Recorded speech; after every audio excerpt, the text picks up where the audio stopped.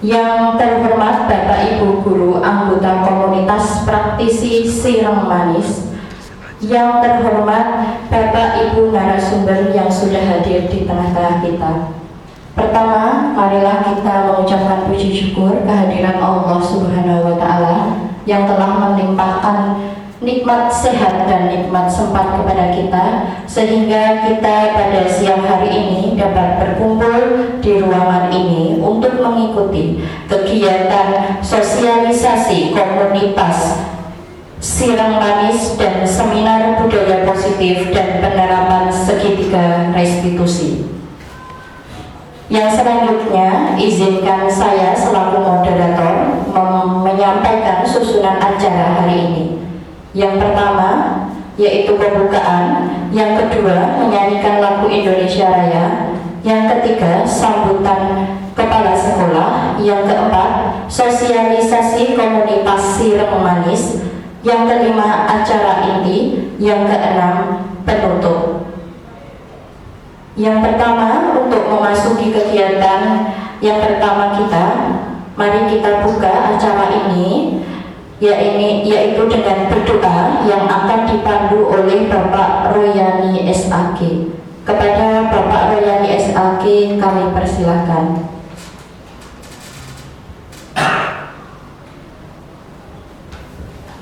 Assalamualaikum warahmatullahi wabarakatuh. Inna Allaha wa malaikatahu yusalluna 'alan nabi. Ya ayyuhalladzina amanu sallu 'alaihi wa sallimu taslima. Allahumma shalli 'ala Muhammad wa 'ala ali Muhammad. Alhamdulillahi rabbil alamin. Hamdan na'imin, hamdan syakirin, hamdan yu'abili amahu wa yukabiru majidah.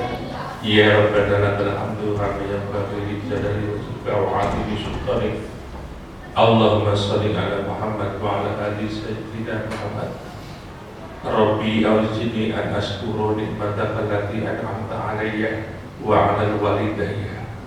Allahumma ya Allah ya Tuhan kami, mudahkanlah kepada kami ya Allah untuk melaksanakan apa yang menjadi amanah bagi kami ya Allah dengan sebaik-baiknya, manfaat maslahat di dunia wal akhirah birahmatika ya arhamar rahimin. Allahumma ya Allah ya Rabbi ya Karim, jadikanlah kegiatan Sireng Manis sinau bareng mandiri kolaborasi bermanfaat, dan mudahkanlah kami di dalam mengikuti kegiatan ini. Jadikanlah kemudahan dan jadikanlah apa yang menjadi harapan kami dapat terlaksana terwujud dengan sebaik-baiknya ya Allah birahmatika ya arhamar rahimin. Rabbi anjibni anaskuru nikmataka allati an'amta alayya wa 'alal walidayya. Hasbunallah wa ni'mal wakil, ni'mal maula wa ni'mal nasir, wa la haula wa la quwwata illa billahil aliyyil azim. Rabbana hab lana min azwajina wa dhurriyyatina qurrata a'yun waj'alna lil muttaqina imama. Rabbana atina fid dunya hasanah wa fil akhirati hasanah wa qina adzabannar. Wa sallallahu ala sayyidina Muhammadin wa ala alihi wa sahbihi wa barik wa sallim. Walhamdulillahi rabbil alamin. Wassalamualaikum warahmatullahi wabarakatuh. Terima kasih kepada Bapak Royani SAG. Semoga dengan kita berdoa tadi kita dapat melaksanakan kegiatan pada siang hari ini dengan lancar dan tidak ada suatu halangan apapun. Acara yang kedua yaitu sambutan kepada Bapak Kepala Sekolah, yaitu Bapak Suliman SPD MPD. Namun Bapak Kepala Sekolah saat ini tidak dapat hadir di tengah-tengah kita, maka akan diwakilkan oleh Bapak Joko Trisilo SPD. Kepada beliau kami persilahkan.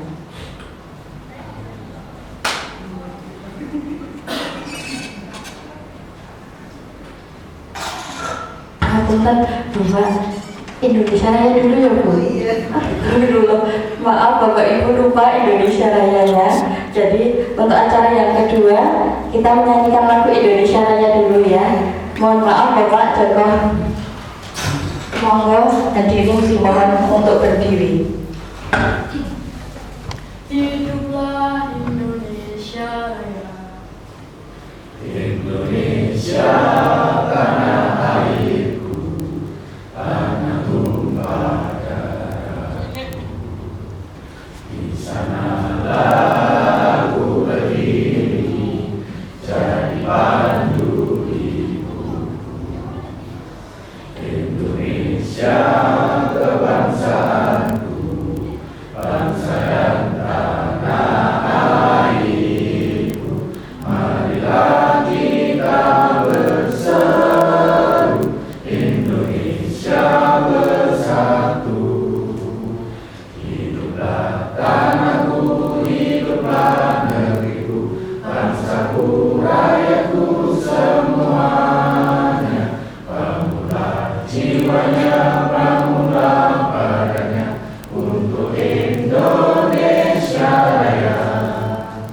Indonesia Raya, merdeka, merdeka, tanahku, negeriku yang ku cinta. Indonesia Raya, merdeka, merdeka, hiduplah Indonesia Raya.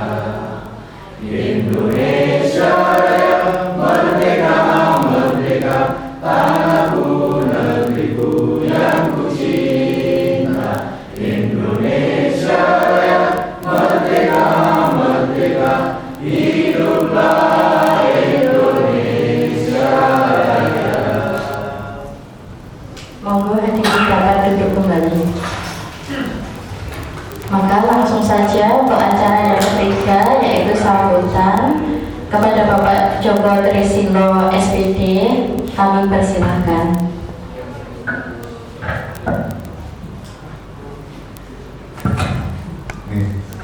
Assalamualaikum warahmatullahi wabarakatuh.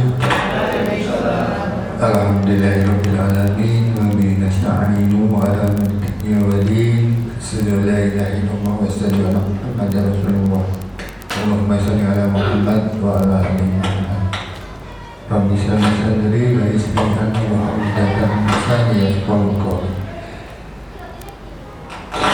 Bapak Ibu yang saya hormati, yang pertama saya menyampaikan mohon izin beliau Bapak Kepala Sekolah hari ini tidak bisa hadir pada kesempatan hari ini, walaupun kemarin siang itu beliau sudah menyanggupi, namun hari ini tidak bisa karena MKKS melayat ke Kulon Progo, yaitu orang tua dari Pak Narto dulu yang Kacabdin itu, yang pernah ke sini juga. Itu. Kemudian selanjutnya Bapak Kepala Sekolah menyampaikan terima kasih pada terutama Kombel Sirang Manis, kemudian juga Bapak Ibu semua yang telah melakukan kegiatan ini, yang mengawali kegiatan dari komunitas belajar SMA Negeri 1 Kulonharjo. Mudah-mudahan dari awal kegiatan yang bagus ini nanti akan berimbas pada Bapak Ibu di SMA Negeri 1 Kulonharjo juga. Bapak Ibu, sedikit saya sampaikan bahwa Kombel ini dibentuk adalah dalam rangka tempat untuk berkolaborasi. Jadi Bapak Ibu mungkin ada permasalahan-permasalahan tentang pembelajaran dan sebagainya, nanti Bapak Ibu bisa diselesaikan. Mungkin saling curhat-curhatan bagaimana mungkin, nah itu bisa dicurhatkan dalam Kombel ini, begitu Bapak Ibu. Sehingga harapannya ke depan komunitas-komunitas ini akan memberikan dampak positif, meningkatkan kompetensi Bapak Ibu dalam pembelajaran. Kemudian harapannya itu dengan peningkatan kompetensi penjenengan berdampak kepada para siswa, sehingga siswa mendapatkan pelayanan yang bagus, nah sehingga berdampak lebih besar pada SMA Negeri 1 Kulonharjo, semakin diakui oleh masyarakat. Itu Bapak Ibu.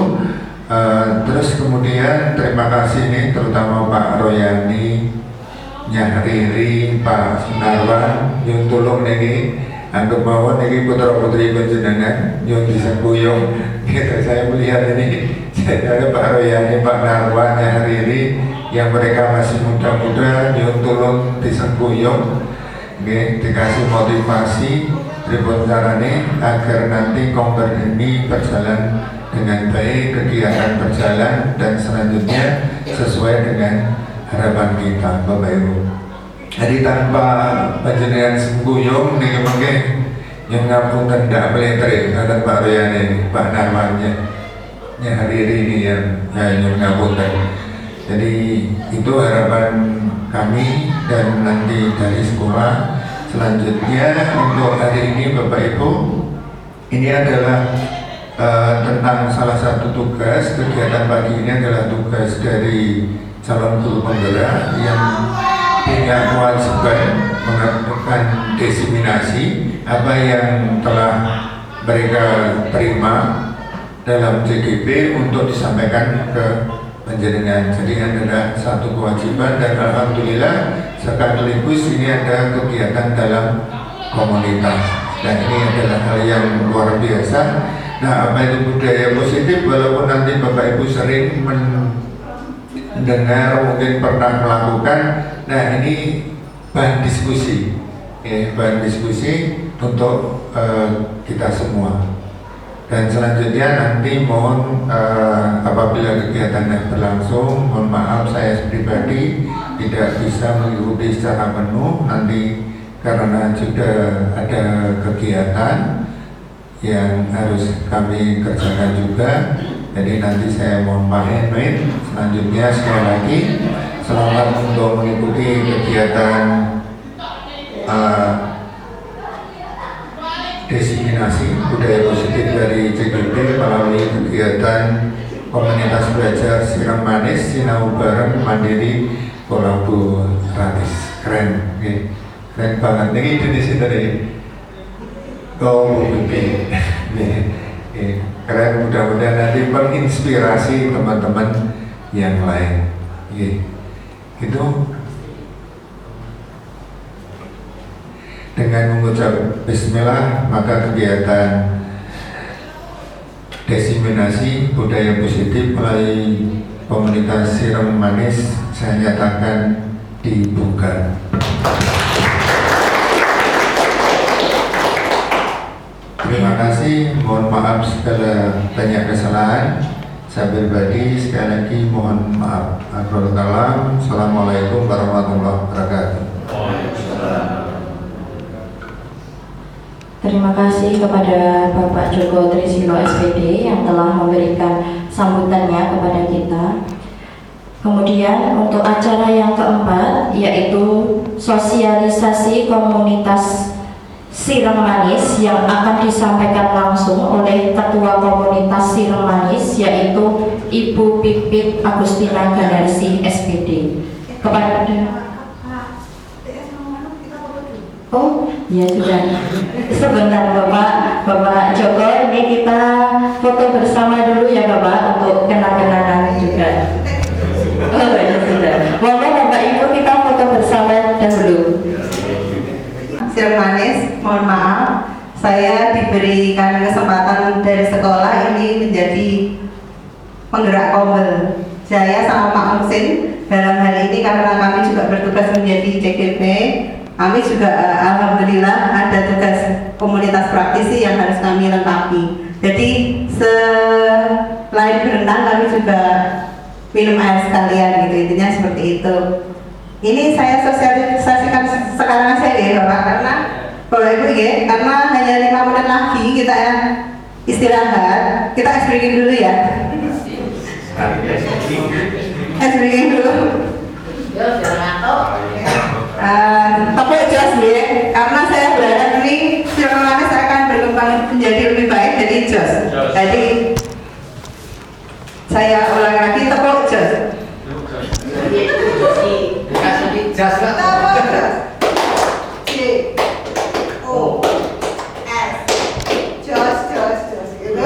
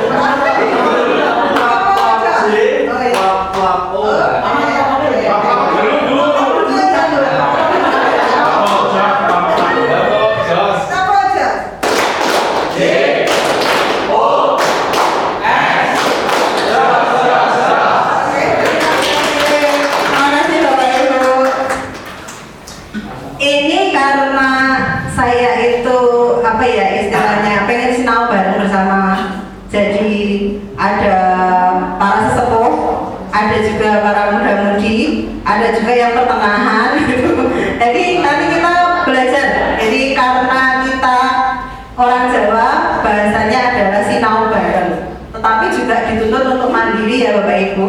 Terus kemudian kolaboratif, ini berasal dari kata kolaboratif yang artinya juga bareng-bareng istilahnya gitu, saling membantu. Iya betul sekali.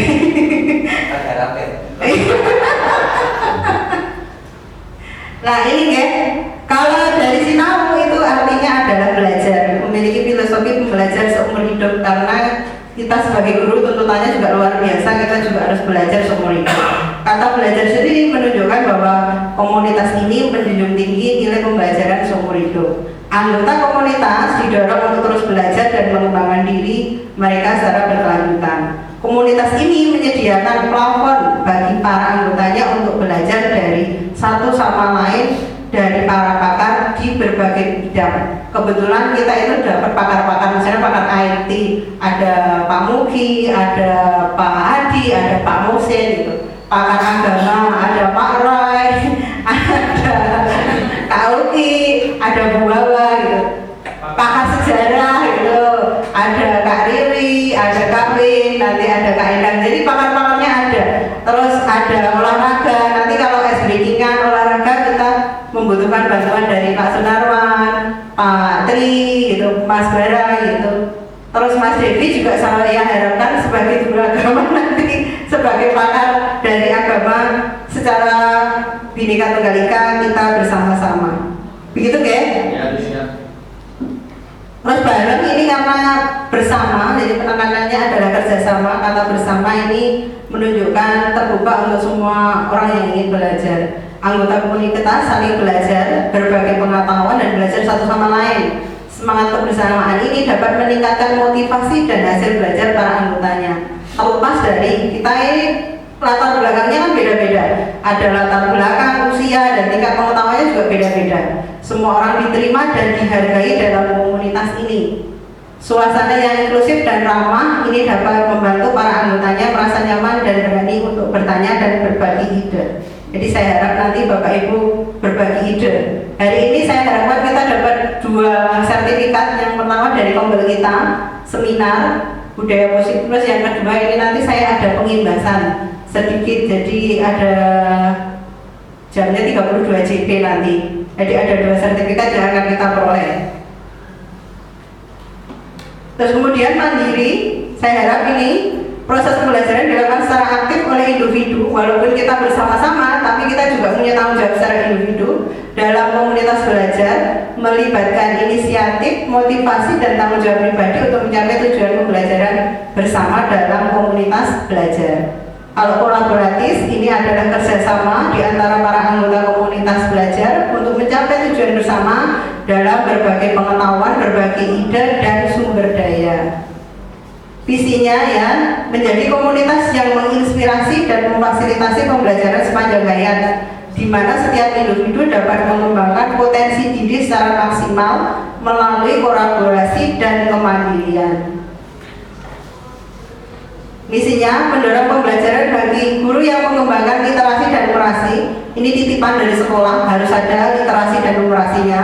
Terus kemudian mendorong semangat kolaborasi dan berbagi pengetahuan antar anggota, menumbuhkan budaya belajar mandiri dan berkelanjutan, menyediakan ruang yang aman dan nyaman untuk berbagi pengalaman dan ide, memfasilitasi pengembangan keterampilan baru dan peningkatan kompetensi, menginspirasi anggota untuk menjadi versi terbaik dari diri mereka sendiri, membangun jaringan yang kuat antar anggota komunitas. Nah, ini alhamdulillah saya merasa bersyukur sekali masuk ke Kombel ini, komunitas praktisi ini.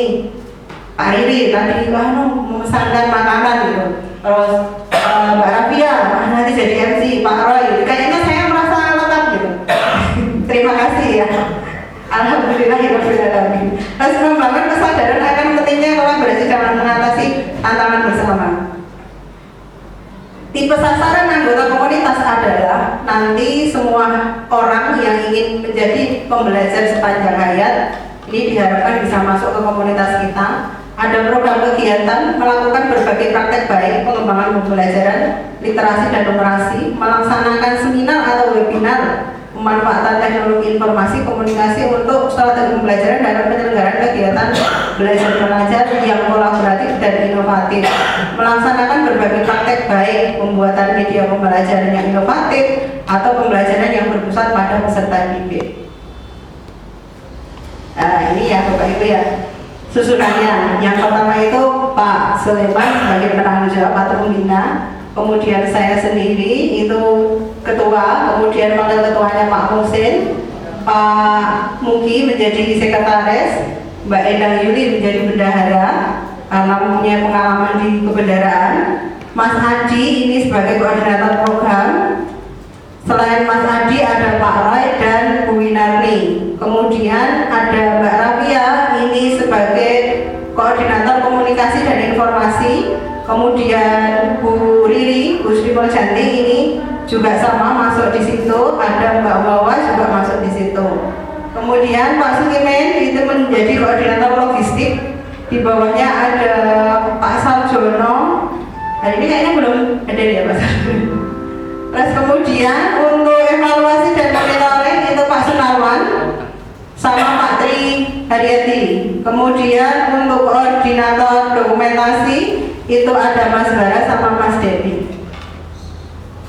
Kalau tugasnya dalam Kombel itu kalau Pak Sulaiman itu bertanggung jawab atas semua kegiatan dan hasil-hasilnya yang berkaitan dengan komunitas belajar di SMA Negeri 1 Polanharjo. Kemudian ini tugasnya, kalau saya bacakan tadi Bapak Ibu. Waktunya mepet nih Bu? Oke. Lanjut ya.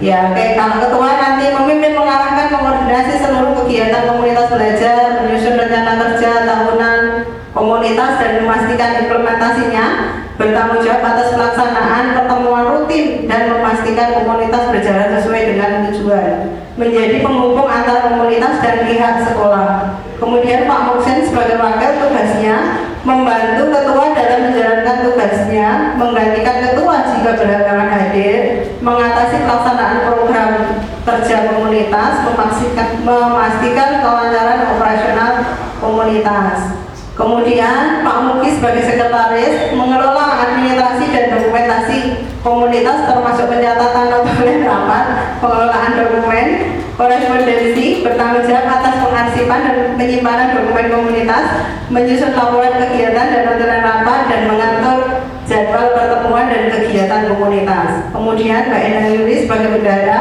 mengelola keuangan komunitas, menyusun laporan keuangan secara berkala, mengkoordinasikan penggalangan dana dan pengelolaan dana kegiatan, bertanggung jawab atas transparansi dan akuntabilitas keuangan komunitas, termasuk pencatatan pemasukan dan pengeluaran. Kemudian koordinator program Pak Adi, Pak Ales, dan Bu Win merancang dan mengkoordinasikan program-program pembelajaran dan pengembangan diri guru, mengawasi pelaksanaan program dan kegiatan belajar, bertanggung jawab atas pelaksanaan program sesuai jadwal dan tujuan yang telah ditetapkan, dan menyusun evaluasi dan laporan hasil kegiatan. Kemudian ada koordinator informasi dan komunikasi, ada dari Mbak Rafia, Bu Sri Muljanti, dan Mbak Sri Watiningsih, mengelola komunikasi dan publikasi kegiatan komunitas baik internal dan eksternal komunitas. Jadi nanti kalau ada kita melaksanakan seminar atau webinar, itu saya harapkan nanti dikomunikasikan di media sosial sebagai seorang koordinator informasi dan komunikasi. Kemudian menjalin komunikasi dengan pihak luar seperti alumni, orang tua, siswa, dan komunitas lain, mengelola media sosial dan publikasi kegiatan komunitas, mengkoordinasikan kegiatan yang melibatkan pihak eksternal, dan bertanggung jawab atas penyebaran informasi terkait kegiatan komunitas kepada anggota dan pihak luar. Kemudian koordinator logistik itu ada Pak Sulimen dengan Pak Sarjono, mengatur kebutuhan logistis dan perlengkapan kegiatan, mengelola inventaris komunitas, menyusun rencana kebutuhan logistik untuk setiap kegiatan. Kemudian ada koordinator evaluasi dan monitoring, itu ada Pak Sunarwan dan Pak Tri Haryati, melaksanakan evaluasi dan monitoring terhadap pelaksanaan program dan kegiatan komunitas, bertanggung jawab atas penyusunan laporan evaluasi dan memberikan rekomendasi perbaikan. Kemudian ada koordinator dokumentasi, ada Mas Bara dan Mas Devi, berkoordinasi dengan koordinator program untuk memastikan dokumentasi berjalan sesuai rencana, mengkomunikasikan hasil dokumentasi kepada pihak-pihak terkait, mengembangkan dan mengelola sistem manajemen dokumen, melakukan evaluasi dan perbaikan terhadap sistem yang ada, dan menyimpan dokumen dalam sistem yang terorganisir dan mudah diakses, memastikan keamanan dan kerahasiaan dokumen, dan melakukan arsip secara berkala. Itu saja ya Bapak Ibu, waktunya sudah melebihi 10 menit, mohon maaf. Semoga dengan sosialisasi komunitas kita akan berjalan dengan lancar. Kedepannya masa depan cerah dari komunitas ini, berbagi praktek baik. Saya persilahkan nanti Bapak Ibu, jika nanti tahun depan ya 2025 Bapak Ibu menuliskan menjadi narasumber, nah itu bisa kita pakai komunitas ini. Jadi Bapak Ibu nanti menuliskan narasumber itu harganya kayaknya 8 poin apa ya, 8 poin nanti bisa dipakai. Aku punya ini gitu. Saya harapkan ini berjalan, nanti kita saling menjadi pembelajar di antara diri kita masing-masing, saling bantu-membantu. Oh, saya punya ini pengibasan sertifikat ini, mau mengibaskan, monggo saya persilahkan. Oh, saya mau berbagi praktek baik, berarti saya jadi narasumber loh gitu. Oh, silakan, bagus sekali. Jadi saling bantu-membantu. Oh, saya punya media pembelajaran ini, kayaknya menarik ini untuk disosialisasikan. Saya harap begitu ya Bapak Ibu. Mohon dukungannya. Saya mohon maaf ini karena tugas dari sekolah. Mungkin saya tidak bisa semaksimal kalau tanpa dukungan Bapak Ibu semuanya. Begitu ya? Oke, ada yang ditanyakan terkait tugas-tugasnya? Di kita dari pihak sekolah menghendaki susunannya itu ada anggotanya, tapi saya beda. Semua orang saya masukkan menjadi tanggung jawabnya koordinator. Jadi tidak ada anggota. Anggotanya adalah orang-orang dari luar komunitas kita sendiri. Jadi kalau nanti ada yang masuk berarti itu kita anggota kita. Kalau ini kita intinya pengurus intinya adalah kita masing-masing. Begitu ya? Ya, oke. Siap matur nuwun, karena sudah melebihi sekali, saya tutup saja. Selamat istirahat, sholat makan siang ada di belakang. Prasmanan ya Bapak Ibu ya, minumnya ada di sebelahnya. Oke, terima kasih. Jam 12.30 ya, 12.30. Nanti Jumatan di sini mawon. Ya Pak Wi, siapa Pak Wi? Ya, jangan lama-lama kok.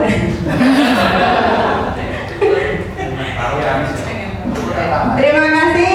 Kurang lebihnya saya mohon maaf, mohon dukungan Bapak Ibu semua. Assalamualaikum warahmatullahi wabarakatuh.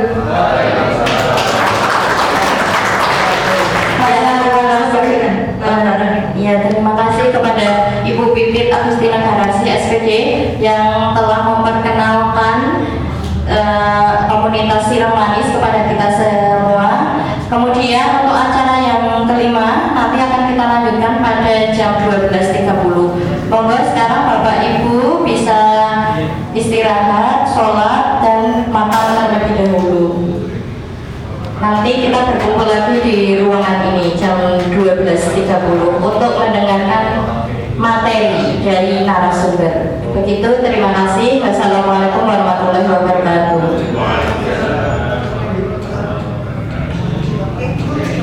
Warahmatullahi wabarakatuh. Alhamdulillah, Bapak Ibu sudah kembali lagi ke ruangan ini untuk mengikuti kegiatan yang selanjutnya. Untuk acara yang selanjutnya yaitu penyampaian materi. Nanti ada 4 pemateri yang akan menyampaikan materinya. Saya bacakan. Untuk yang pertama yaitu tentang disiplin positif dan nilai-nilai kebajikan universal yang akan disampaikan oleh Ibu Nini Darwanti SPD. Yang kedua tentang teori motivasi, hukuman, penghargaan, dan restitusi oleh Bapak Mohsin Eskom. Yang ketiga keyakinan kelas dan kebutuhan dasar manusia yang akan disampaikan oleh Bapak Agus Yunianto Eskom. Dan yang terakhir, materi 5 posisi kontrol guru dan segitiga restitusi oleh Ibu Pipit Agustina Ganarsi SPD. Oke, untuk mempersingkat waktu langsung saja kita ke materi yang pertama, yaitu disiplin positif dan nilai-nilai kebajikan universal yang akan disampaikan oleh Ibu Nini Darwanti SPD. Kepada beliau kami persilahkan. Ya, terima kasih Ibu Rafia atas kesempatannya. Bismillahirrahmanirrahim. Assalamualaikum warahmatullahi wabarakatuh. Sebelumnya saya mengucapkan terima kasih kepada Bapak Ibu karena sudah memenuhi undangan dari kami CGP Angkatan 11 Kabupaten Klaten yang berkolaborasi dengan Bapak Agus Yunianto SPD dari SMK SMA Negeri 1 Wonosari. Sebenarnya saya deg-degan ya Bapak Ibu, tapi berhubung saya didampingi oleh Bapak Ibu yang hebat-hebat ini, bismillah saya mulai. Semoga nanti lancar sampai akhir acara. Ini untuk mengurangi deg-degan saya sendiri, saya boleh pantun ya Bapak Ibu? Nanti saya minta catatnya ya. Iya. Oke. Cakep. Dereng Pak Dereng. Buah jambu dimakan adirai. Makannya sambil bawa tomat. Bapak Ibu, mari kita mulai. Semoga materi hari ini bermanfaat. Mulai ya Bapak Ibu, di sini kami dari CGP Angkatan 11 Kabupaten Klaten berniat untuk membagikan pemahaman dan penerapan pengalaman budaya positif. Nah, ini profil CGP Angkatan 11, Pak Muhammad Muhsin, kemudian ada Ibu Pipit Agustina Ganarsi, Bapak Agus Yunianto, dan saya sendiri Nini Darwanti. Yang pertama, latar belakang Bapak Ibu. Sekolah merupakan tempat belajar murid. Untuk itu diperlukan adanya lingkungan sekolah yang aman dan nyaman yang memberikan keleluasaan kepada semua warga sekolah untuk mengekspresikan diri.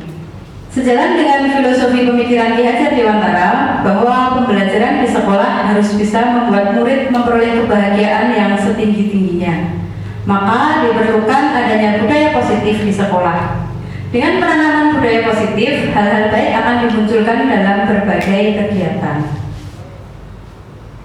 Selanjutnya adalah tujuan. Yang pertama, memberikan pengetahuan dan pemahaman terkait budaya positif di sekolah. Yang kedua, memberikan contoh penerapan budaya positif yang dapat diterapkan di sekolah. Yang ketiga, menumbuhkan budaya positif dari diri setiap murid berdasarkan motivasi intrinsik. Motivasi intrinsik di sini adalah motivasi yang timbul dari diri murid itu sendiri. Selanjutnya yang keempat adalah mewujudkan pembelajaran yang berpusat pada murid. Selanjutnya tentunya program ini membutuhkan dukungan. Dukungan yang dibutuhkan diantaranya adalah yang pertama tentu saja dari beliau Bapak Kepala Sekolah selaku penanggung jawab di sekolah. Kemudian semua guru, penjaga sekolah untuk menjadi role model yang memberikan teladan dalam penerapan budaya positif di lingkungan sekolah. Karena tidak dimungkiri ya Bapak Ibu, kita sebagai pengajar di sekolah, kita pasti menjadi pusat perhatian pada anak-anak kita. Meskipun kita tidak sadar, sebenarnya anak-anak itu memperhatikan, guru, misalnya saya, orang ini itu kalau ngajar suka marah-marah gitu ya Bil. Terus misalnya Ibu Riri yang biasanya dipanggil Bu Sayang, enak ngajarnya, nah seperti itu. Jadi kita sebenarnya adalah menjadi role model bagi anak-anak kita. Oleh karena itu, dalam diri kita sendiri harus membudayakan budaya positif.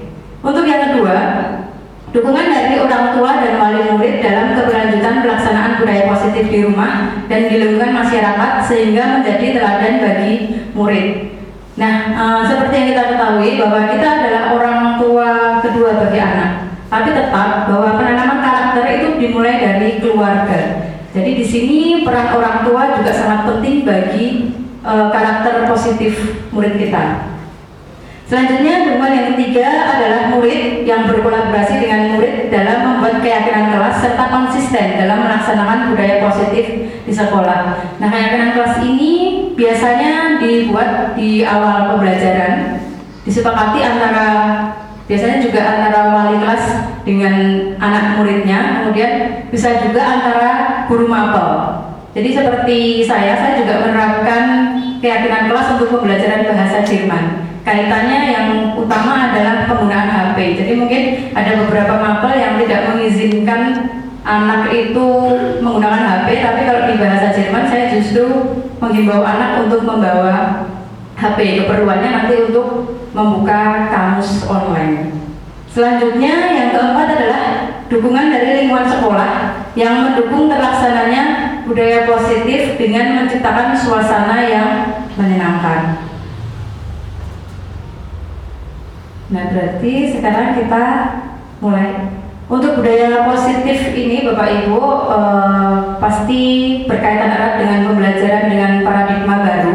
Pembelajaran paradigma baru ini merupakan pembelajaran yang dirancang sesuai dengan prinsip pembelajaran berdiferensiasi, sehingga para murid belajar sesuai kebutuhan dan menjadi murid berkarakter sesuai dengan profil pelajar Pancasila.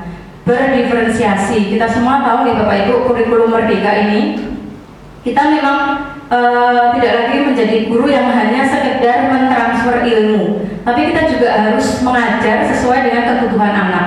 Misalnya dalam satu kelas, anak itu ada yang lebih suka belajar secara visual, atau juga ada yang melalui audio, bahkan ada yang kinestetik. Nah, seperti itu kita juga sebagai pengajar juga harus bisa menyajikan pembelajaran yang bisa mencakup itu semua. Karena apa? Karena agar kita bisa memenuhi semua kebutuhan murid-murid kita. Selanjutnya, apa itu budaya positif? Nah, di sini budaya positif adalah nilai-nilai keyakinan, kebiasaan di sekolah yang berpihak pada murid agar murid dapat berkembang menjadi pribadi yang kritis, penuh hormat dan bertanggung jawab. Budaya positif dapat dilakukan dengan cara melakukan hal-hal yang bersifat positif, berpikiran positif, berhati positif, dan bersikap positif. Mengembangkan budaya positif di sekolah haruslah dilakukan dengan penuh kesungguhan dengan hal yang terlihat sederhana, namun terkadang sulit dilakukan dan harus terus dilakukan secara terus-menerus dan guru sebagai contoh.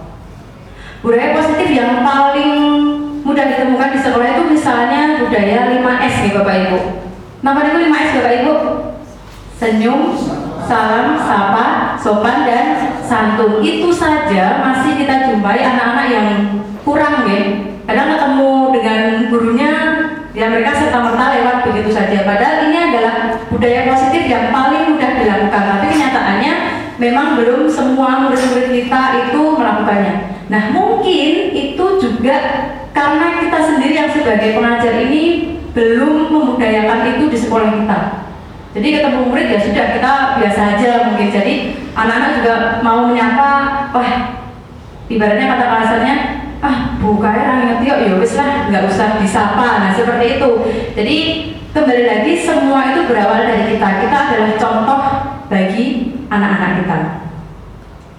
Selanjutnya adalah hal-hal yang berkaitan dengan budaya positif.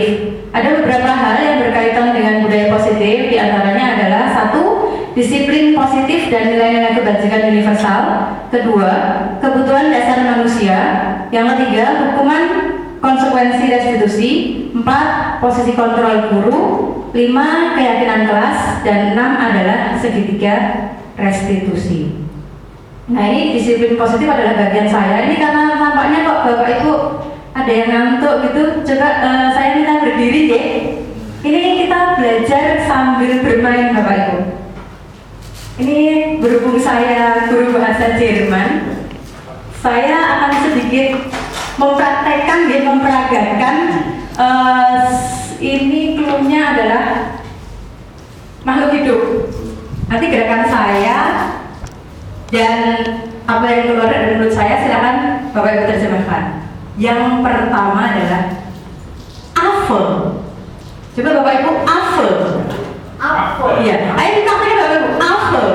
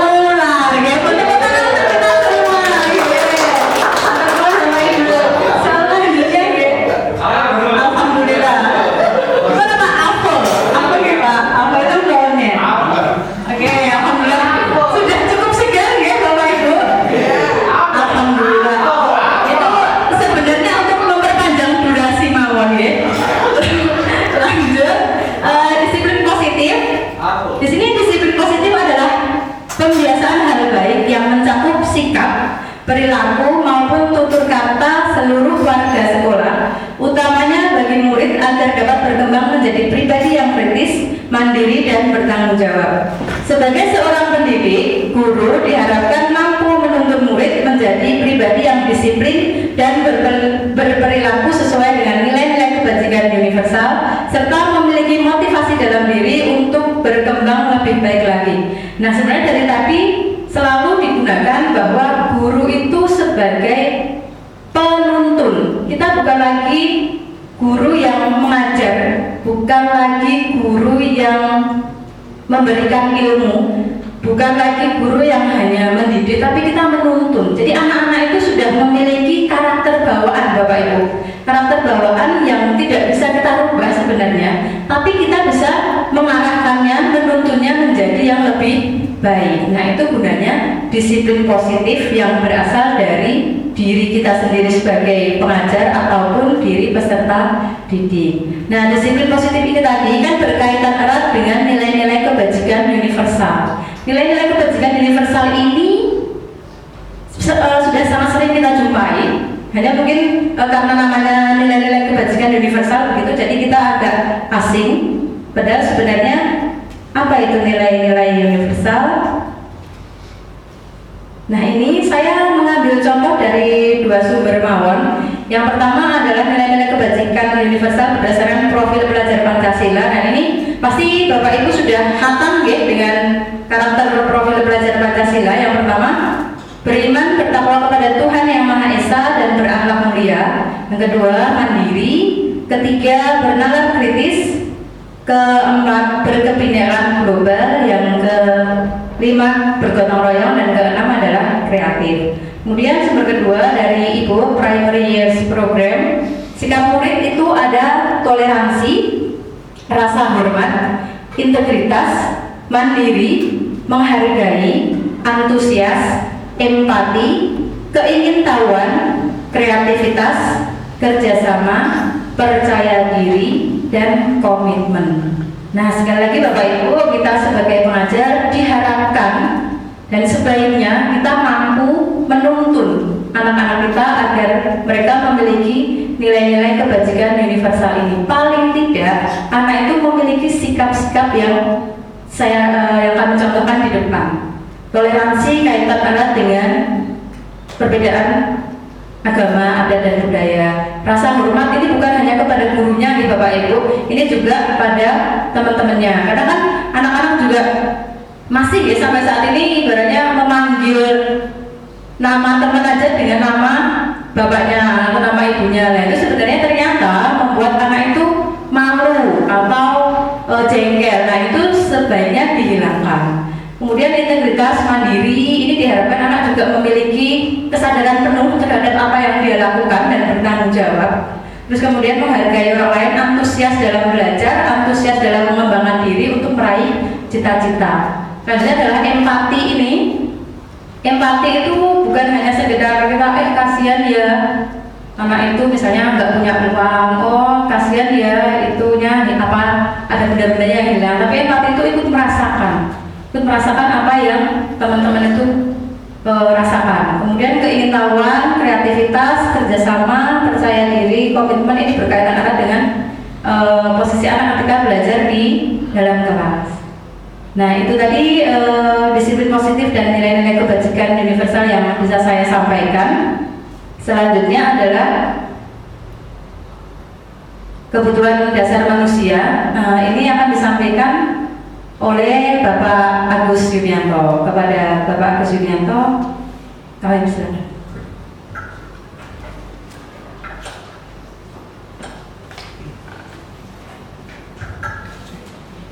Bapak Ibu, terima kasih atas waktunya.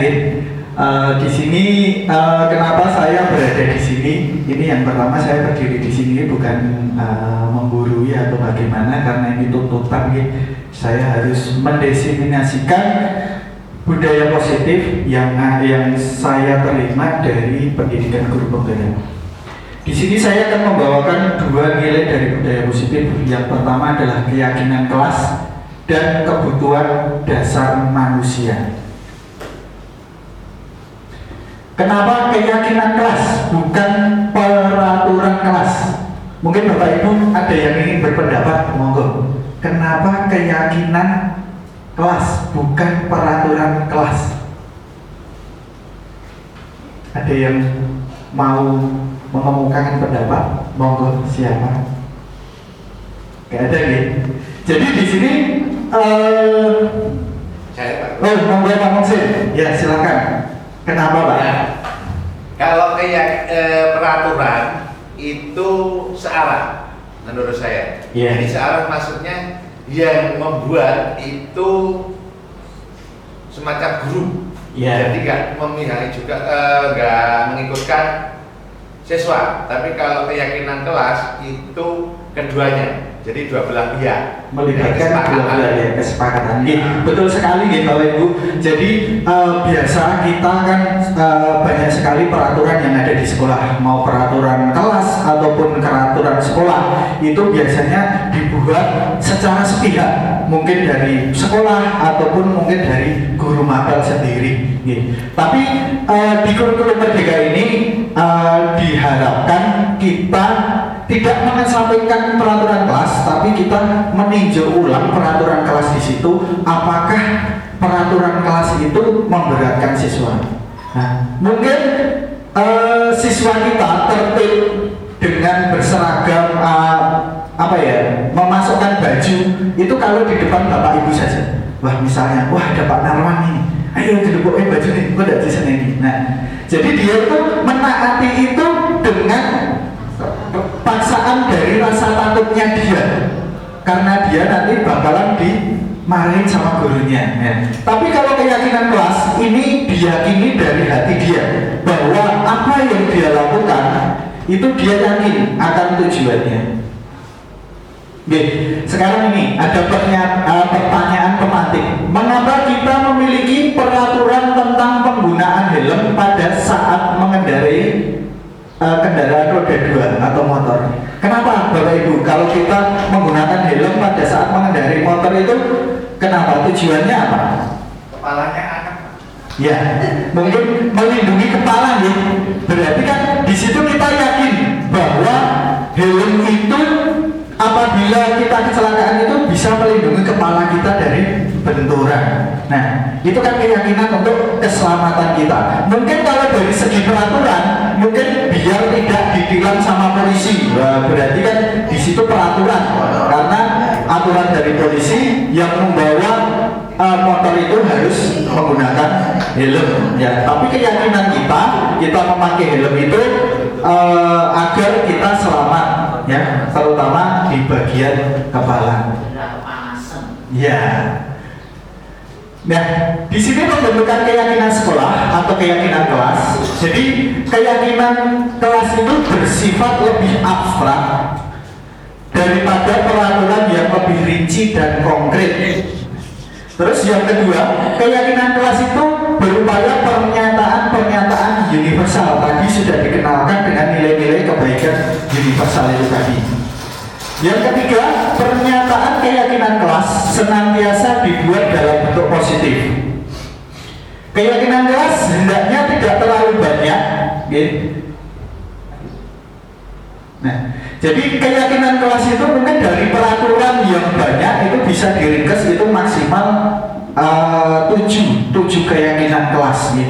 Jadi tidak terlalu banyak agar bisa diingat dan dipahami oleh semua warga kelas. Keyakinan kelas sebaiknya sesuatu yang dapat diterapkan di lingkungan tersebut. Misalnya keyakinan kelas itu kita bentuk dengan situasi kondisi yang berada di lingkungan kita.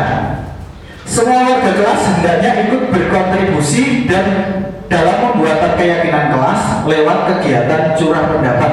Jadi pada saat kita membentuk keyakinan kelas itu siswa juga dilibatkan, ya. Jadi ikut juga berkontribusi di situ. Yang ketujuh, bersedia meninjau kembali keyakinan kelas dari waktu ke waktu. Nah, misalnya ada keyakinan kelas yang kurang yang sudah berjalan kurang efektif, maka bisa ditinjau ulang.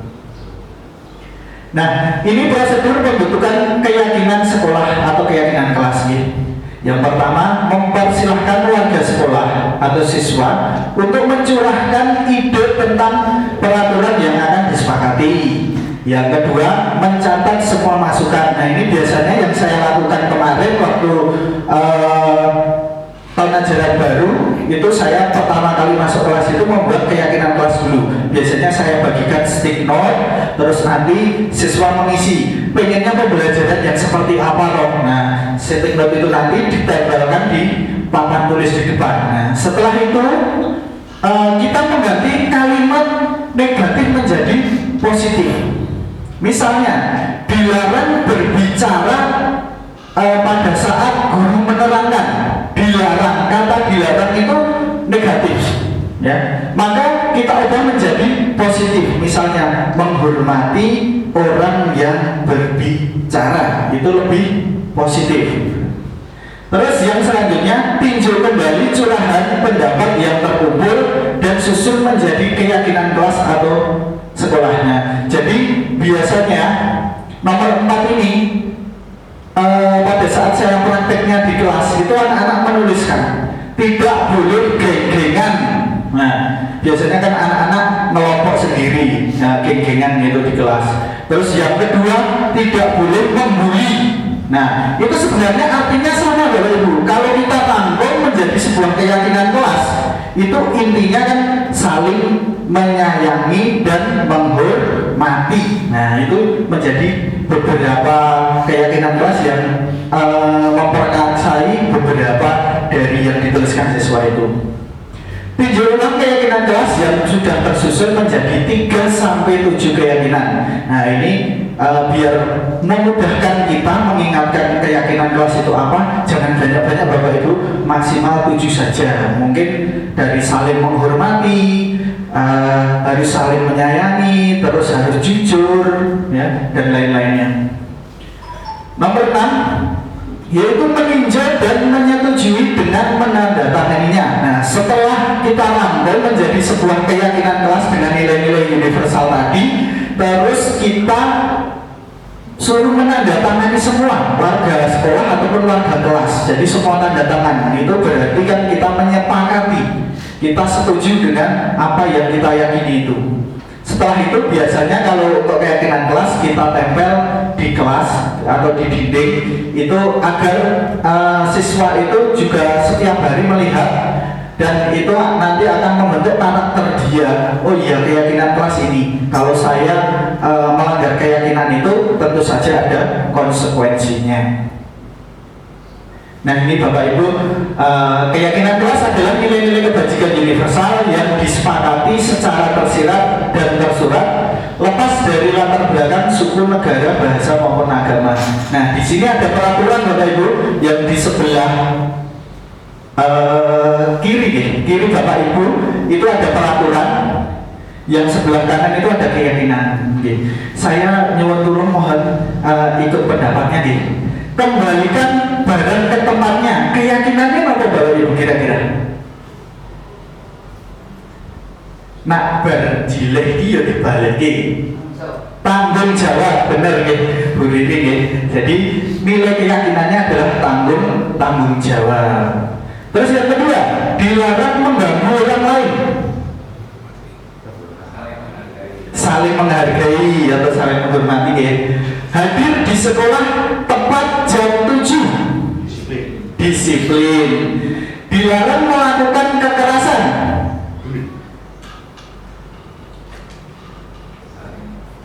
Saling menghargai boleh, keselamatan boleh, terus dilarang menggunakan narkoba, kesehatan, bergantian atau menunggu giliran,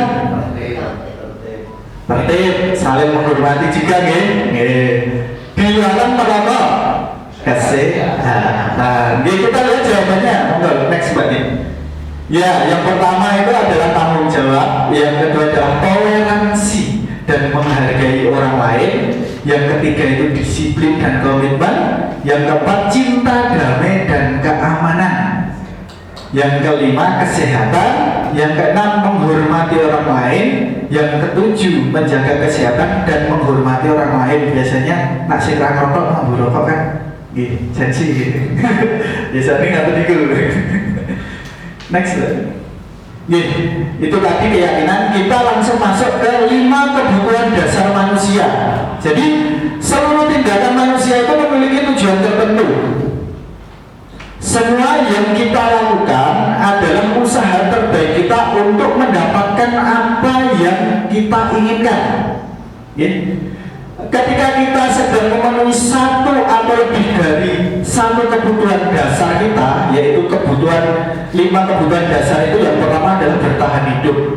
Karena manusia itu tentu saja dia mencari untuk dia itu bisa bertahan hidup atau survival. Kasih sayang dan rasa diterima, love and belonging. Kebebasan atau freedom, kesenangan atau fun, dan penguasaan atau power. Jadi ketika seorang murid melakukan suatu perbuatan yang bertentangan dengan nilai-nilai kebajikan atau melanggar peraturan, hal itu sebenarnya dikarenakan mereka gagal menemui kebutuhan 5 dasar itu, Bapak Ibu. Jadi jangan istilahnya kita mengadjust dulu, lah itu gini, jangan. Kita tanya dulu, pasti dia ada alasannya.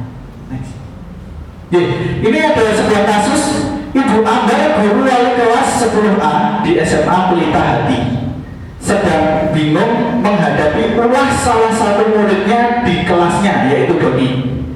Beberapa anak di kelas 10A telah datang padanya dan mengeluh Doni yang seringkali meminta bekal makan siang mereka dengan paksa.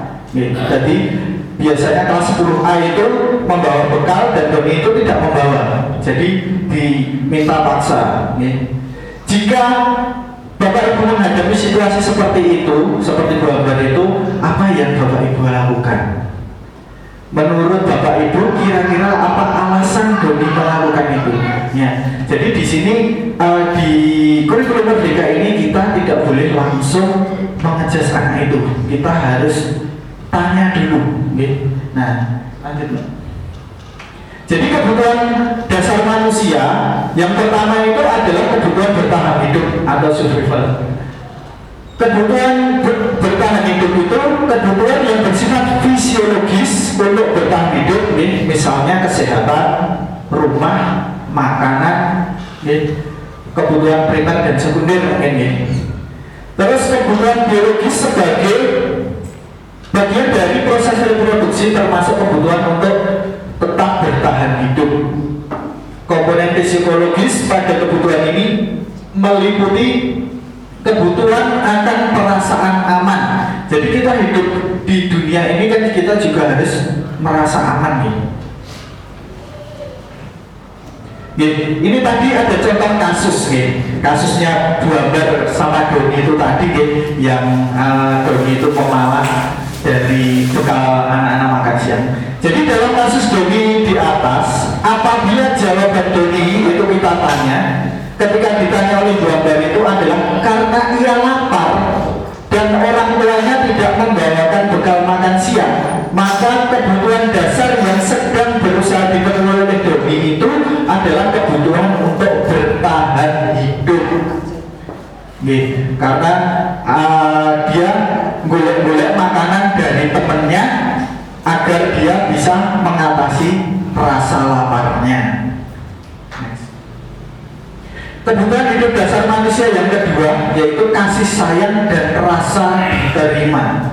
Jadi kebutuhan ini merupakan kebutuhan psikologis.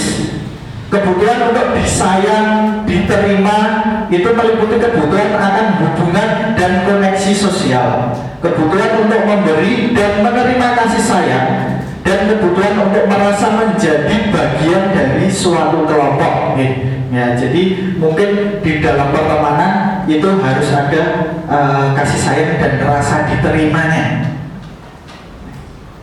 Nah, ini kasus yang tadi Bapak Ibu di sini mengandung juga kasih sayang dan rasa diterima. Jadi dalam kasus Bu Ambar itu tadi, Doni menjawab bahwa alasannya mengapa bekal temannya mengambil bekal temannya itu karena dia merasa senang temannya jadi memperhatikan dia. Jadi biasanya kalau anak-anak itu tidak tertib atau apa itu bisa bisa jadi dia itu pengen diperhatikan Bapak Ibu. Jadi mungkin tidak disoroti, akhirnya dia bikin ulah agar disoroti.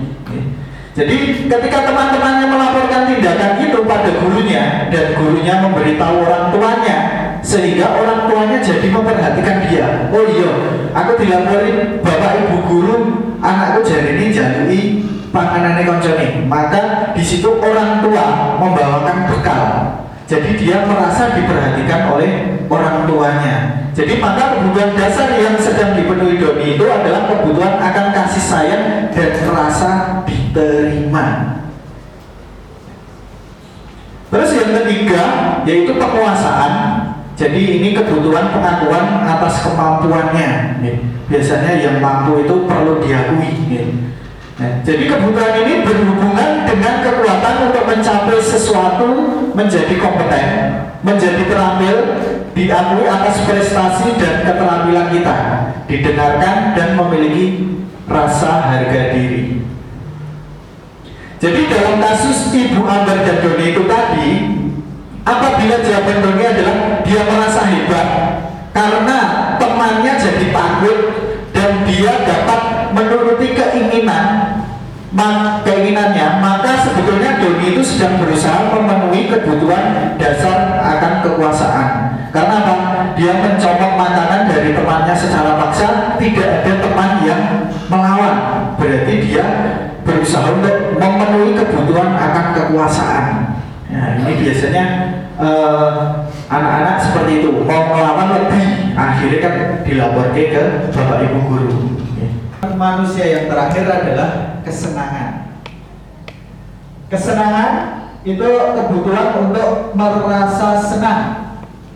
Jadi kebutuhan akan kesenangan ini mencari kebutuhan untuk mencari kesenangan, terus bermain. Sejatinya kan murid kita itu kan bermain, ya. Jadi bermainnya itu lebih banyak sebenarnya. Mungkin Bapak Ibu guru telah mengkombinasikan pembelajaran dengan permainan. Nah, itu merupakan pemenuhan kebutuhan kesenangan untuk peserta didik kita. Dan tertawa, kita membayangkan, coba kita bayangkan hidup tanpa kenikmatan apapun, betapa menyedihkannya kita kalau tidak ada ketawa, tidak ada kesenangan.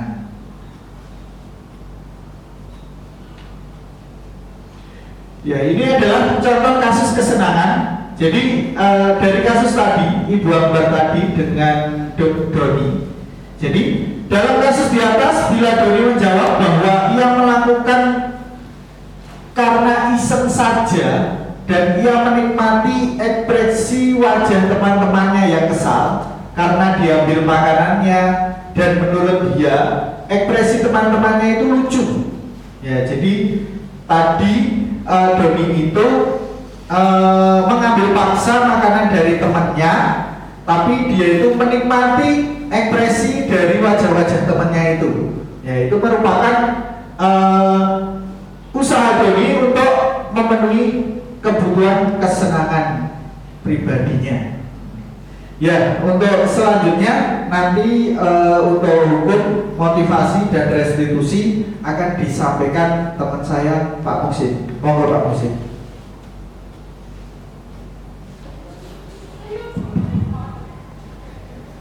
Oke, terima kasih Pak Agus atas waktunya yang telah diberikan kepada saya. Melanjutkan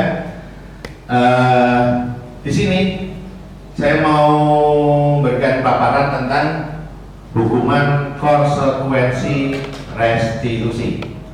Nah,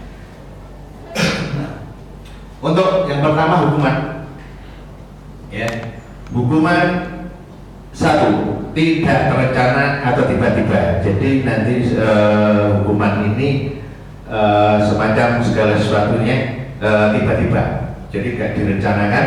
Kemudian bersifat satu arah. Maksudnya satu arah adalah ini keputusan sepihak, yaitu dari guru itu sendiri. Jadi nggak dikaitkan atau nggak kolaborasi dengan siswa. Kemudian yang ketiga berupa hukuman fisik, bisa jadi juga psikis. Kemudian yang keempat, murid tidak tahu apa yang akan terjadi. Jadi hukuman ini nanti secara tiba-tiba. Ya. Kemudian berikutnya, Bapak Ibu, konsekuensi. Nah, ini konsekuensi itu terencana atau disepakati secara sesuai dengan peraturan. Kemudian dua, murid tetap dibuat tidak nyaman. Nah, di sini dalam konsekuensi ini murid merasa tidak nyaman. Jadi serba berpikirnya siswa itu semacam ketar-ketir, semacam itu Bu ya, Bapak. Kemudian yang ketiga, sikap guru selalu memonitor murid. Jadi siswa itu selalu dimonitoring oleh guru. Juga membuat makanya tadi tidak merasa nyaman dari murid itu sendiri. Ini kalau menggunakan konsekuensi. Kemudian yang ketiga yaitu restitusi. Nah, sini lebih moderat, yaitu apa? Restitusi satu, proses menciptakan kondisi bagi murid untuk memperbaiki kesalahan. Ya, di sini bukan menghakimi. Ya, di dalam restitusi ini tidak menghakimi, tidak merasa menghakimi. Jadi gimana nanti dalam menciptakan kondisi bagi murid itu untuk semacam memperbaiki kesalahan dari murid itu sendiri. Jadi apa yang murid itu merasa bersalah, dia bisa memberikan sesuatu yang baik gimana untuk ke depannya. Kemudian yang kedua yaitu proses kolaboratif yang proses kolaboratif yang mengajarkan murid mencari solusi sendiri. Nah, seperti tadi bahwa gimana dari kesalahan itu kemudian siswa atau murid mencari solusi sendiri. Seperti apa yang terbaik dalam hal mencari solusi itu sendiri. Berikutnya, kemudian ini ada posisi kontrol guru, ya. Ada 5 posisi kontrol guru. Di antaranya yaitu 1, penghukum, yang kedua pembuat merasa bersalah, kemudian teman, yang keempat pemantau, dan yang terakhir manajer. Apa itu penghukum? Silakan, bagus ya. Di sini contoh posisi kontrol guru. Yang pertama tadi penghukum. Ya. Penghukum yaitu nada suara tinggi, bahasa tubuh, mata melotot, jari menunjuk-nunjuk, dan menghadap. Nah, ini maksudnya dalam penghukum itu cirinya diantaranya nada suara tinggi, ya, keras. Kemudian dari bahasa tubuh itu, dari mimiknya muka itu, dari guru itu melotot, ya, jari-jari guru itu menunjuk-nunjuk. Nah, itu termasuk dari penghukum seperti itu. Kemudian dari segi kalimat yaitu terlambat lagi, pasti terlambat, kapan bisa datang tepat waktu. Nah, semacam itu. Itu dari bahasa atau kalimatnya seperti itu. Kemudian hasilnya, nah ini murid nanti marah-marah, dendam, bahkan apa? Berbuat lebih buruk lagi dari sebelumnya, semacam brutal bisa jadi. Nah, ini dari penghukum. Kemudian berikutnya pembuat merasa bersalah, ya. Nah, nada suara memelas, kalau bahasa Jawa memelas, kemudian halus atau sedih. Nah, semacam itu Pak, dari nada suaranya. Bahasa tubuhnya itu merapat pada murid. Nah, semacam itu. Dia mendekat. Kemudian lesu, lemas. Nah, itu dari nada suara, kemudian bahasa tubuhnya. Kemudian kalau berupa kalimat, ya, dari kalimat kamu kan sudah berjanji tidak akan terlambat lagi, ya. Ibu benar-benar kecewa sekali. Nah, itu kalimatnya. Kemudian hasilnya murid merasa bersalah, ya, mengelas, merasa menjadi orang yang gagal, ya, dan tidak sanggup membahagiakan orang lain. Nah, ini dari pembuat merasa bersalah. Lanjut. Contoh posisi kontrol dari teman, ya. Nada suara ramah, akrab, bercanda, bahasa tubuhnya merapat juga pada murid, mata dan senyum jenaka. Kemudian kalimat, ya, kalimat yang biasa muncul yaitu ayolah, gimana sih kamu? Kemarin kan sudah berjanji, ya, nggak akan telat, ya sudah tidak apa-apa, duduk dulu sana. Nah, seperti itu kalimat yang biasa muncul. Kemudian hasilnya murid merasa senang dan akrab dengan guru, murid menjadi bergantung pada guru dan selalu berharap dibantu, ya. Nah, selanjutnya ini kemudian dari pemantau. Nada suara datar, bahasa tubuh formal. Kalimat yang biasa muncul, ya, kalimat yang biasa muncul. Tahukah kamu jam berapa kita masuk? Kamu terlambat 15 menit. Kamu tahu konsekuensi yang harus dilakukan jika terlambat. Nah, ini dari kalimat yang biasa muncul. Kemudian hasil, murid memahami konsekuensi jika melanggar peraturan, murid tidak nyaman. Nah, ini kalau hasilnya. Lanjut. Tinggal terakhir yaitu contoh dari posisi kontrol, yaitu manajer. Nada suara tulus, ya. Bahasa tubuh tidak kaku, lebih mendekat ke murid.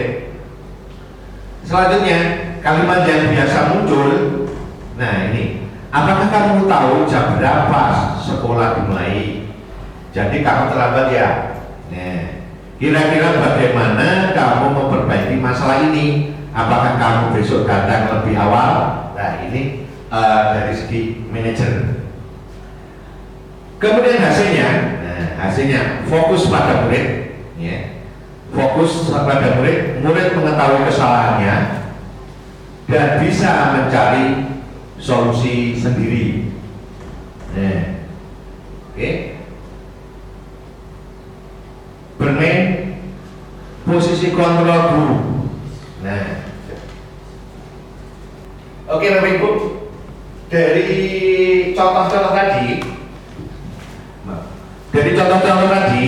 coba menurut Bapak Ibu yang mana di antara yang lebih moderat, lebih fleksibel, lebih fokus ke anak? Coba mungkin Bapak Ibu bisa memberikan suatu pendapat.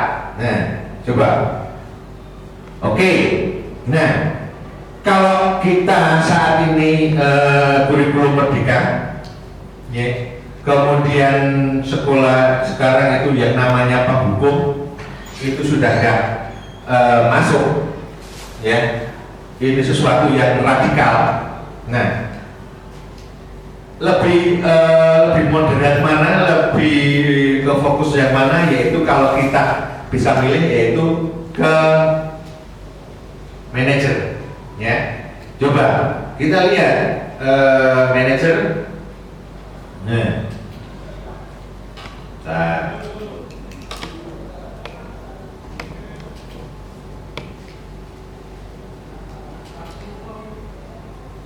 ya, di sini kita lihat nada suara tulus, yang berarti bukan di reka-reka, ya kan?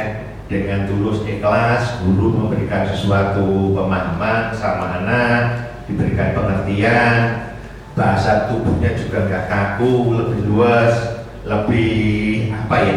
Boleh katakan lebih mengena, ya, ke hati. Kemudian mendekat ke murid jelas siswa itu atau murid itu lebih nyaman dengan obrolan-obrolan ya, dengan pemahaman-pemahaman yang diberikan oleh guru.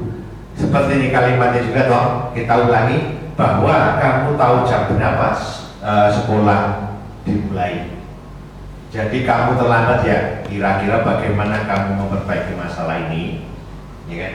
Apakah kamu besok datang lebih awal? Jadi siswa itu disuruh. Nah, dengan pertanyaan itu siswa disuruh berpikir sendiri, mengungkapkan solusinya sendiri. Nah, itu dari segi manajer. Hasilnya juga kita lihat fokus pada murid. Jadi hasilnya fokus pada murid. Murid juga mengetahui kesalahannya dengan dia mencari solusinya sendiri dan bisa mencari solusi sendiri. Jadi siswa atau murid berpikir sendiri apa solusinya yang dari kesalahan yang dia perbuat. Itu ya Bapak Ibu ya. Kita saat ini mungkin lebih condong ke manajer, itu. Kalau menggunakan yang ini, apalagi yang namanya penghukum, nah ini sudah gak sesuai lagi dengan zamannya sekarang ini, ya, dengan nada suara tinggi, bahasa tubuh dengan guru mata melotot, kemudian menunjuk-nunjuk, itu sesuatu yang tidak relevan lagi. Makanya lebih baiknya mungkin kita bisa pilih yang manajer itu sendiri. Gitu, Bapak Ibu, ada mungkin pertanyaan? Oh, nggak ada. Oke, terima kasih ya. Bapak Ibu, tepuk semangat.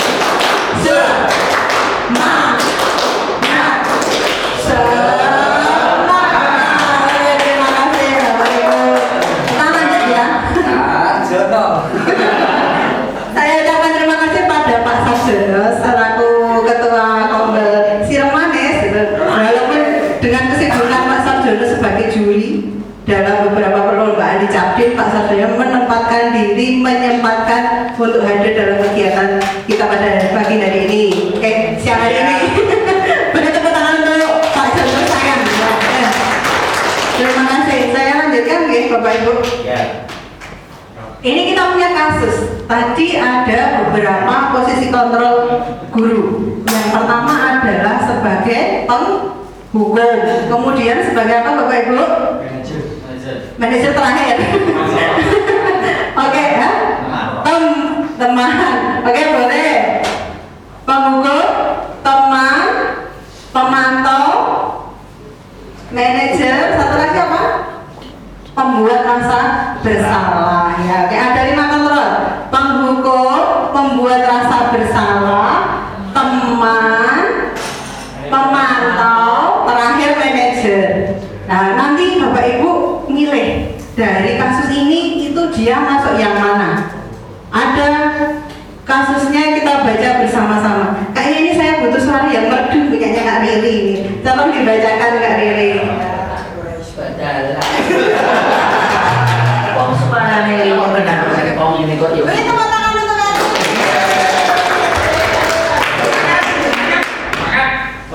Riri. Ini tadi saya kehilangan HP-nya dan sebelah saya itu memang cuci duduk teman. Oh ya. Bu An bermain kasus posisi kontrol guru. Bu Ani adalah seorang guru bahasa Indonesia di sebuah SMP. Ia dikenal tegas dan disiplin dalam kelasnya. Setiap kali ada siswa yang melakukan kesalahan kecil sekalipun, seperti tidak mengerjakan PR ataupun terlambat masuk kelas, Bu Ani langsung memberikan hukuman fisik ringan, seperti menjepit telinga atau membuat siswa berdiri di sudut kelas. Bu Ani beranggapan bahwa hukuman fisik adalah cara paling efektif untuk membuat siswa jerah dan disiplin. Ia sering berkata, kalau tidak diberi hukuman, anak-anak ini tidak akan belajar. Siswa-siswa yang sering dihukum oleh Bu Ani merasa takut dan tidak nyaman berada di kelasnya. Mereka menjadi pasif dan tidak berani bertanya atau berpartisipasi dalam pembelajaran. Terima kasih. Terima kasih Kak Dewi. Nah, ini Bapak Ibu berpikir dulu. Kita lihat kasusnya, nanti dia itu jadi posisi kontrol apa? Satu tadi, yang pertama apa? Penghukum. Kemudian membuat rasa bersalah. Kemudian teman. Kemudian pemantau. Terus terakhir adalah manajer. Slide-nya dilihat. Yang ya, itu ya Bapak Ibu. Milih dari kasusnya Bu Ani tadi, kira-kira dia itu posisinya di mana? Saya kasih kertasnya. Ditulis ya Bapak Ibu.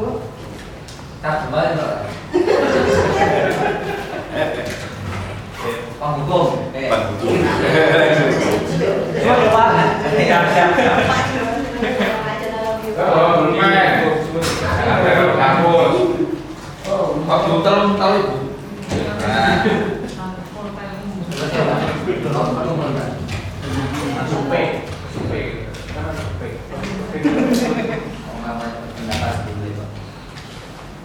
Kenal saja Bapak Ibu ya.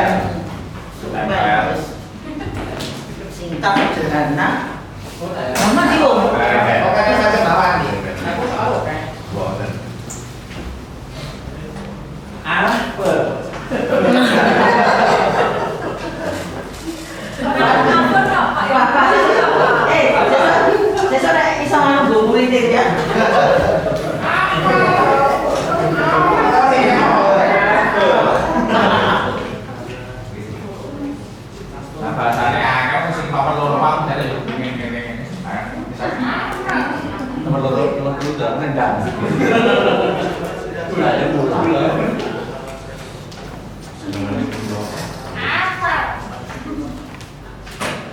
Mas Jaka itu apa mas? Dengan lagi nama bunyi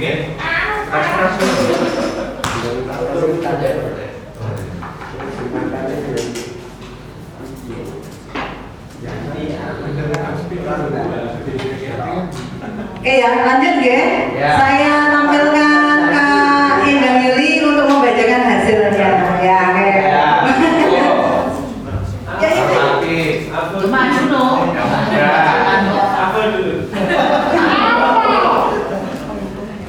Kalau aku nenek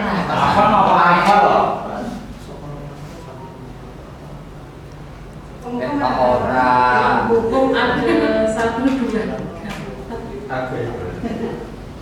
Penghukum ada 11 dan pembuat merasa bersalah ada 2. Oh iya. Hasilnya seperti itu. Oke, terima kasih. Beri tepuk tangan dulu. Bu Indah Yulianti. Ya, oke. Kita lihat jawabannya. Ceng ceng. Ting. Jawabannya adalah Bu Ani menempatkan diri sebagai penghukum. Jadi luar biasa jawaban Bapak Ibu semuanya. 98% itu menjawab penghukum. Karena apa? Dia menggunakan hukuman fisik. Sekarang ini kita nggak boleh main fisik ya.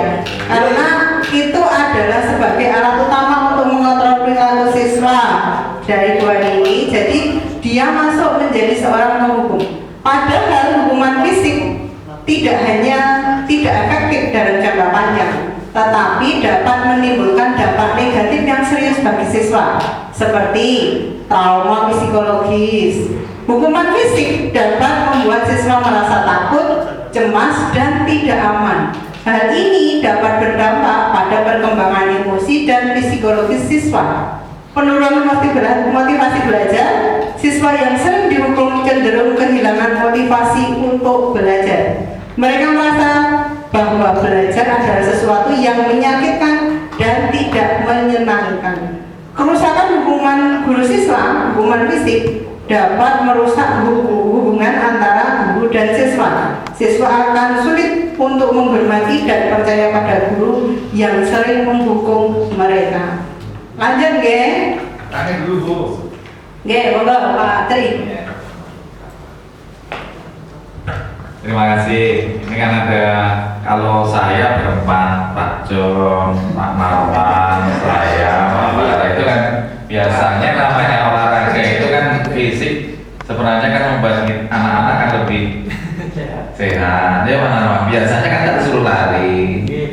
Itu kadang-kadang juga tak suruh mimpin anak-anak waktu pemanasan. Itu kan sebenarnya juga bisa dikembangkan untuk melatih fisik, karena saya kan berempat ini di cabang Penjas, Bu. Jadi apakah juga diperbolehkan atau tidak? Matur nuwun.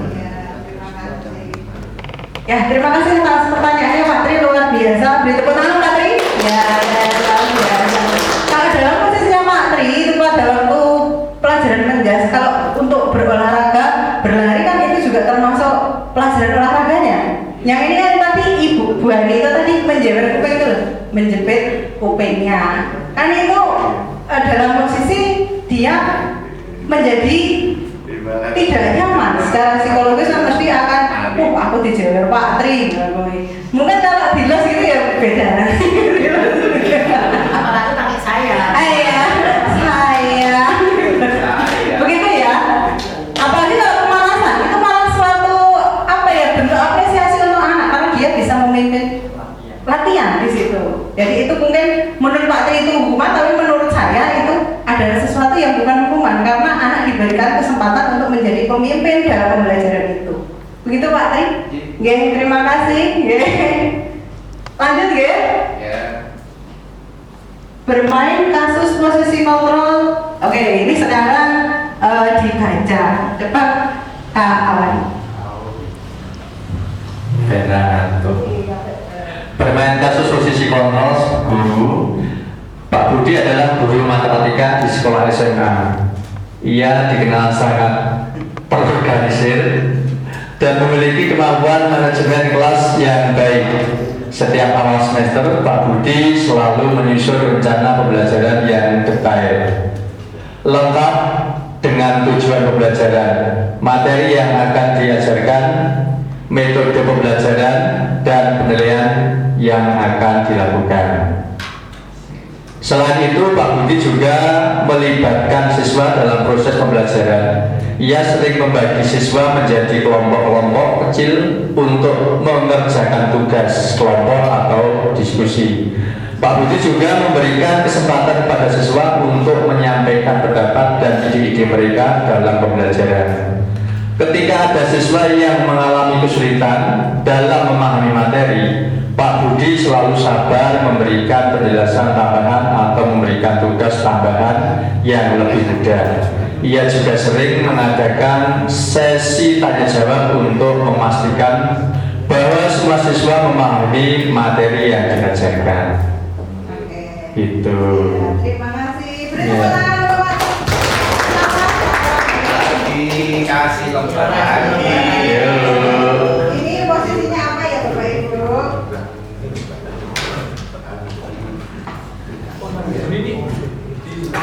Pembuku membuat rasa bersama teman pemantau manajemen Pak Arwan.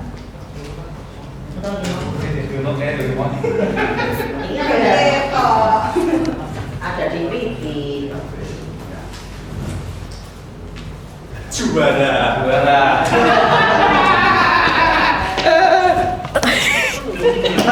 Juara ambruk Manajemen.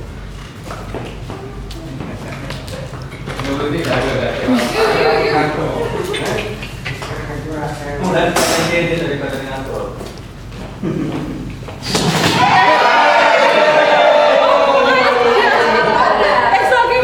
Wah, bersemangat sekali sampai jatuh.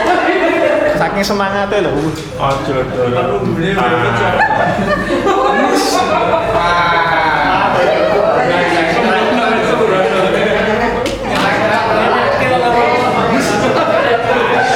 muridnya itu waktu